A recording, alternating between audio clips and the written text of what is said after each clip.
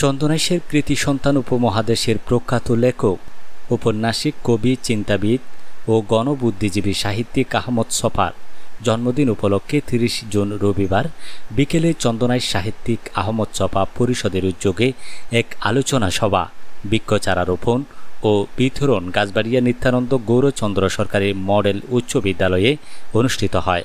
চন্দনাইশ সাহিত্যিক আহমদ ছফা পরিষদ সভাপতি, লেখক ও গবেষক শাহজাহান আজাদের সভাপতিত্বে ও চন্দনাইশ সাহিত্যিক আহমদ ছফা পরিষদ সাধারণ সম্পাদক সাংবাদিক মোহাম্মদ নুরুল আলমের সঞ্চালনায় অনুষ্ঠিত সভায় প্রধান অতিথি ছিলেন চন্দনাইশ প্রেস ক্লাবের সভাপতি আবিদুর রহমান বাবুল।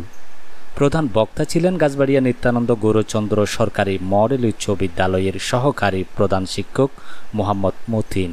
বিশেষ অতিথি ছিলেন সাহিত্যিক আহমদ ছফার নাতি মোহাম্মদ শহীদুল ইসলাম, হাফেজ মাওলানা জাহেদুল ইসলাম, শিক্ষক মনোজিৎ দাস, শিক্ষক বিজন চক্রবর্তী, শিক্ষক কামাল উদ্দিন, সংগঠক জাহিদুল ইসলাম জাহি, শাহরুফ উদ্দিন, তাসলিম হোসেন পাহিম, তারেক হোসেন, মোশারফ হোসেন মিশু, শিক্ষার্থী কৃষ্ণান সাহা, আয়ুষ আচার্য, অনুদীপ বিধান বড়ুয়া, অর্ক বড়ুয়া প্রমুখ।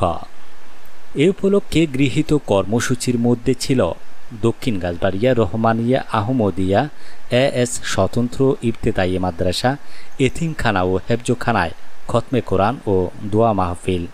বক্তারা অভিমত প্রকাশ করেন চন্দনাইশের কৃতি সন্তান সাহিত্যিক আহমদ ছফা তার আপোষহীন লেখনীর মাধ্যমে বিশ্ব সাহিত্যে স্থায়ী আসন দখল করেছেন। বাংলার সাহিত্যাকাশে তিনি এক উজ্জ্বল নক্ষত্র। বক্তারা চন্দনাইশে তার নামে একটি স্মৃতি কমপ্লেক্স প্রতিষ্ঠা করার জন্য সরকার ও সংস্কৃতি মন্ত্রণালয়ের কাছে জোর দাবি জানান।